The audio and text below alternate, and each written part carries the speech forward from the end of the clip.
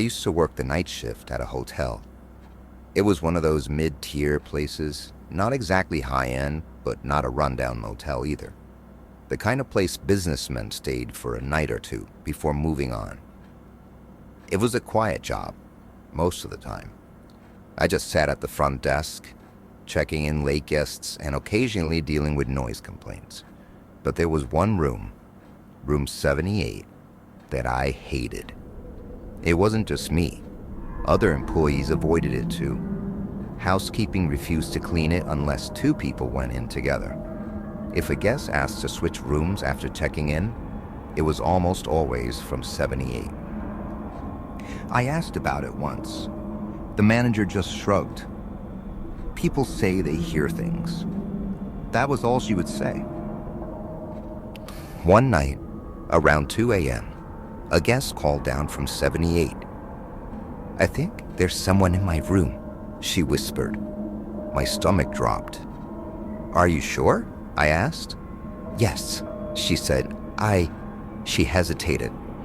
"The closet door just opened by itself." I pulled up the security feed for the hallway outside 78. No one had gone in or out since she checked in. "Stay on the line," I said. "I'm sending someone up." I grabbed the master key and took the elevator to the 7th floor. The hallway was silent, the carpet muffling my footsteps. When I reached room 78, I knocked. "Ma'am?" "It's the front desk." No answer. I knocked again. Still nothing. I swiped the key card and pushed the door open. The room was empty. The bed was unmade, the guest's suitcase still beside it. The closet door was wide open, and the room smelled wrong. It's hard to describe, like something old and rotting, something that had been left alone for too long. I checked the bathroom. Empty. Looked under the bed. Nothing. But when I turned back to the closet, the hairs on my neck stood up.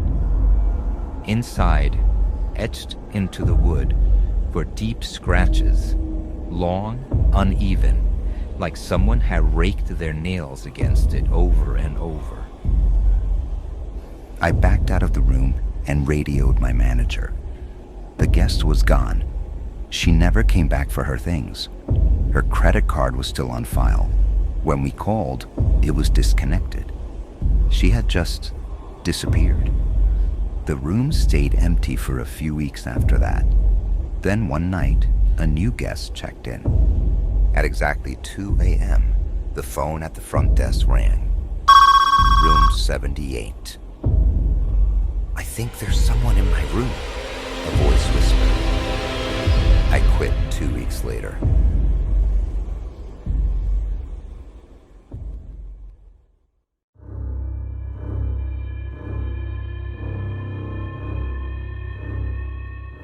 I was staying at an old hotel for a work trip. It wasn't anything fancy, just a standard, slightly outdated business hotel. The kind with worn carpets and slow elevators. I had heard stories about the place before I checked in. People talked about strange noises, flickering lights, and an elevator that sometimes stopped at the wrong floor. I didn't think much of it until it happened to me. It was late, probably past midnight, when I got in the elevator.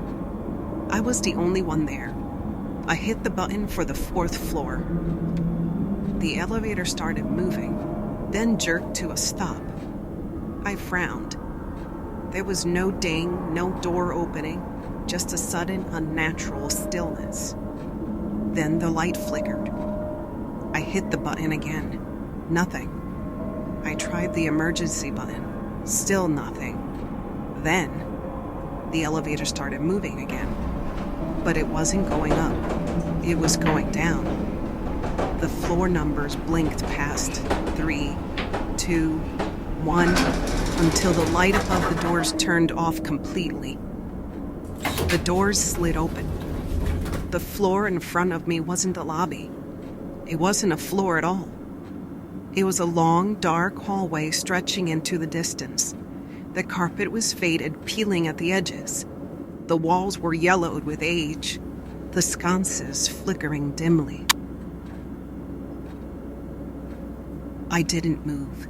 Something felt wrong. Then I saw it. A figure at the far end of the hall.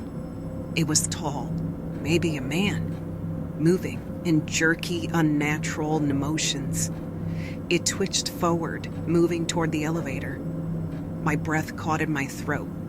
The elevator door started to close. I didn't move, didn't breathe. Then, a hand shot out from the hallway. Not a normal hand. Too long, too thin. Fingers stretched unnaturally as it reached for the closing doors. I slammed the button from my floor. The doors shut before it could get inside. The elevator shuddered and began moving again. When it opened on the 4th floor, I practically ran to my room. I locked the door, double-checked the latch, and lay awake the rest of the night. The next morning, I asked the front desk about the lower level. The receptionist frowned.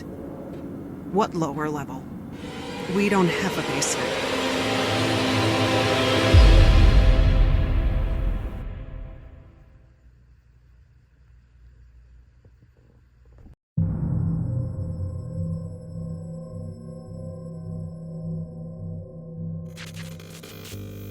I was backpacking across the country when I found the hotel. It was in a small town, the kind of place that barely showed up on a map. I had planned to keep driving, but I was so exhausted, and the neon vacancy sign was too inviting to ignore. The woman at the front desk was old, her voice raspy like she had smoked for years. "One night?" she asked. "Yeah," I said, handing over my card. She slid a key across the counter, a physical key, not a card. That should have been the first red flag. "You'll be in room 105, she said. "Don't go past room 110. I paused. "Why?"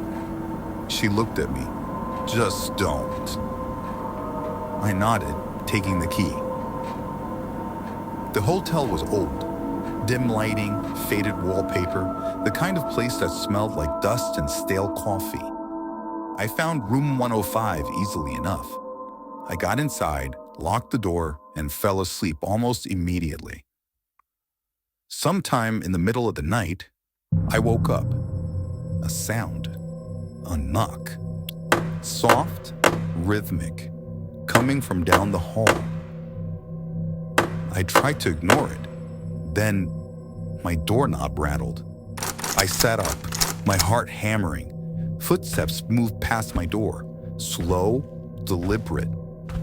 I listened as they stopped further down the hall. Then, I got out of bed and crept toward my door. Carefully, I pressed my ear against it, breathing. Someone was standing outside. I looked through the peephole. Nothing. The hallway was empty, but I could still hear the breathing. It was coming from further down the hall. I hesitated, then cracked my door open, just an inch. At the end of the hallway, past room 110, was a door with no number. And it was open. A figure stood in the doorway. Tall, thin, too tall. It turned its head toward me. I shut the door. The knocking didn't come back again that night. The next morning, I checked out without a word. As I handed the key back, the old woman gave me a knowing look. "You didn't go past 110, did you?" I shook my head. She exhaled, relieved. "Good," she said. "Most people don't come back when they do."